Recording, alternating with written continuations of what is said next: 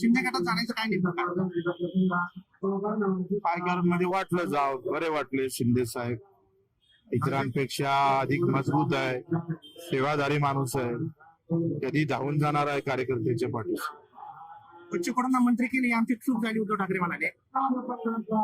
मला उद्धव साहेबांना प्रश्न विचारायचा आहे, पहिले ते मुख्यमंत्री झाले का पहिले मी मंत्री झालो?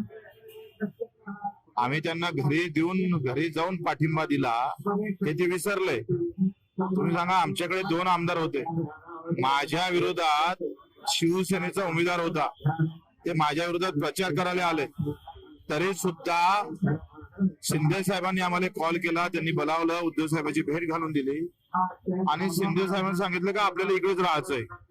त्यावेळेस बीजेपी, काँग्रेस, राष्ट्रवादी सगळे आमचे पाठिंबा मागत होते.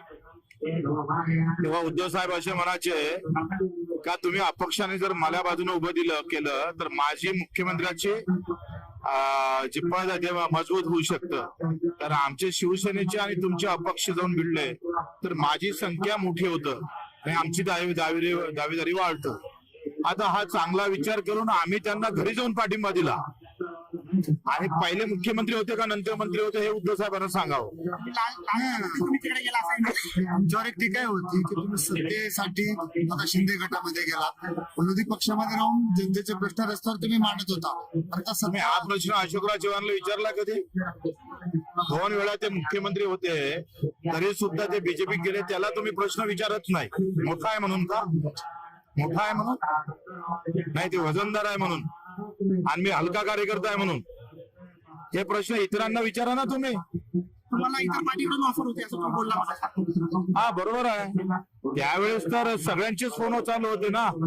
शरद पवार साहेबांच्याकडून, राष्ट्रवादीकडून आम्हाला फोन होत आहे, काँग्रेसकडून होत आहे, भाजपाकडून होत आहे, तरी आम्ही उद्धव साहेब मूळचा शिवसैनिक असल्यामुळं उद्धव साहेब मुख्यमंत्री झाले पाहिजे शिंदे साहेबांचा आग्रह होता आणि आम्ही पाठिंबा दिला त्यांना. गुवाहाटीला तुम्ही सर्वात अगोदर गेलात आणि तेव्हा त्यांनी कबूल केलं होतं का तुम्ही जर आम्हाला मुख्यमंत्रीसाठी उभे राहिले तर आम्ही तुम्हाला राज्यमंत्री करू, मंत्री करू. आता त्यांनी हेडगावकरला राज्यमंत्री केलं अपक्षाला, शंकरराव गळकांना अपक्षांना मंत्री केलं, म्हणजेच अपक्षाची गरज होती हे उद्धवराव विसरले का वाटते?